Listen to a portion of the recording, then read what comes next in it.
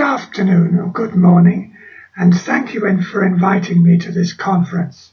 I wish I could be there, but unfortunately I've been suffering from a variety of ailments since September, culminating in an operation on both retinas of my eyes in recent weeks, from which I'm now recovering. However, never mind, I can still talk to you about pedagogy and adaptation, which is the subject of this particular talk. Let me say at the outset that I'm not really interested in issues of fidelity and textual exactness, the kind of things for which adaptation studies is notorious or famous, depending on how you look at it. These are the kind of things that have become so axiomatic that I really do want to move beyond them. What I want to talk to you about today is my experiences of teaching adaptation, starting in the late 1990s, when I was asked to teach Shakespeare for the first time, and culminating in recent years, well, actually 2015 and 2016, when I developed a mode of adaptation studies that focused not so much on text and literary aspects and far more on the presentation of adaptation as a form of life learning, the kind of life learning recommended by psychologists like Gerome Bruner and Jean Piaget. In the end, I want to recommend that the pedagogy of adaptation should be something liberating, giving educators and learners the chance not only to experiment with pedagogic techniques of their own, but also to be able to use the experience of working in adaptation studies to develop themselves both personally and emotionally. But that wasn't the type of thing I expected when I first came to Turkey in 1990 and was asked to teach adaptation to do with Shakespeare. My brief, according to the head of department,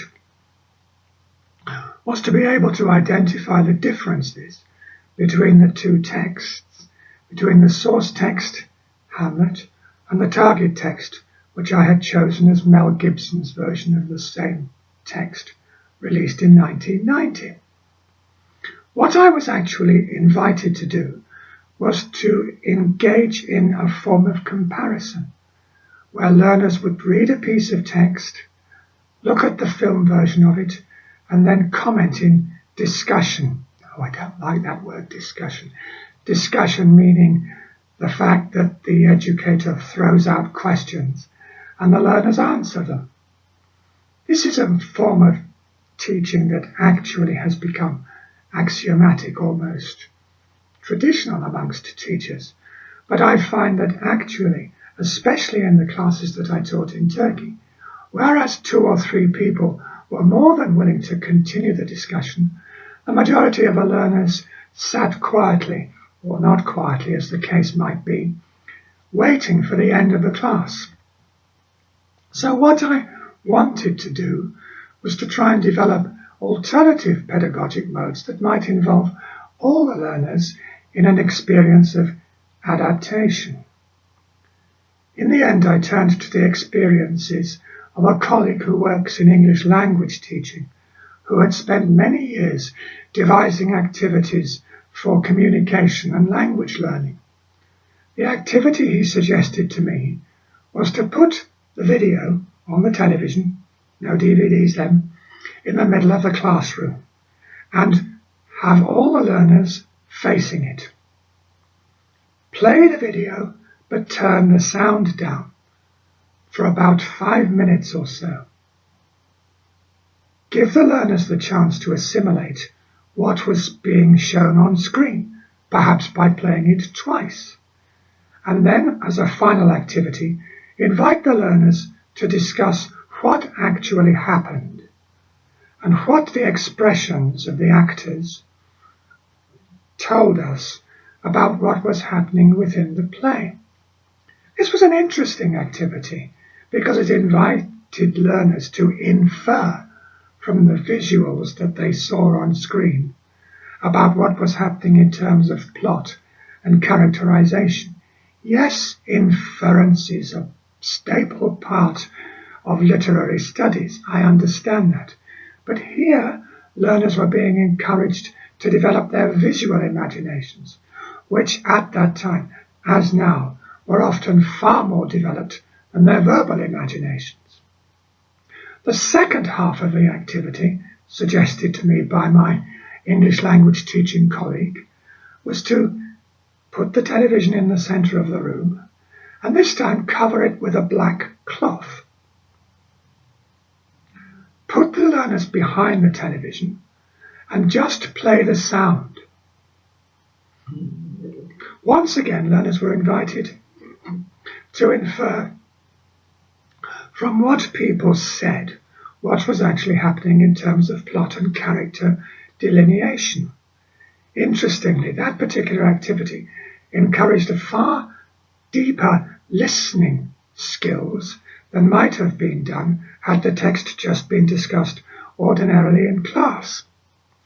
The final part of the activity was to remove the television to the side of the classroom and ask learners to compare and contrast their experiences of hearing and seeing the extract. The interesting part about that activity, feeding back, was how different the learners' interpretations of what they had seen and heard actually were. They were quite surprised. Isn't the teacher supposed to be able to give us the gospel as to what these particular plays are about? Are we allowed to have differences of opinion? Are our opinions actually valid? And so, through this particular activity, we discovered at least two of the principles of adaptation studies. One, that there is no such thing as an orthodox interpretation. Two, that when you talk about textual transformation, such transformations can be read and interpreted in very different ways. And what's important is not so much an orthodox or an original, or if you like, an adapted version, but looking at the ways in which an adaptation can provoke a diversity of opinions. I have to admit that at the end of that activity, the amount of argument, more than discussion, amongst the learners was quite phenomenal, even if they went to their native language rather than continuing in English. I didn't matter, but it didn't matter. The fact is that the learners were creatively engaging with their material.